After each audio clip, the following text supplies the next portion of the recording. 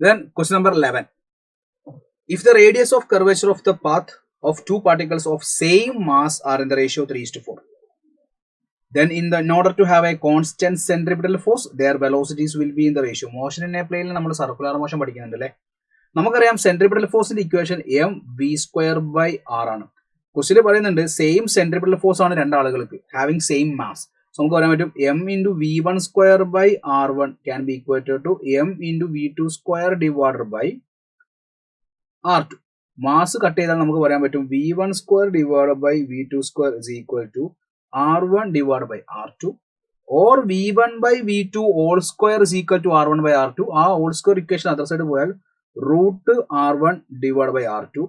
r1ന്റെ value 3 ആണ്, r2ന്റെ value 4 ആണ്. √3/4. 4ന്റെ root 2 ആയതുകൊണ്ട് √3/2. Answer is √3:2.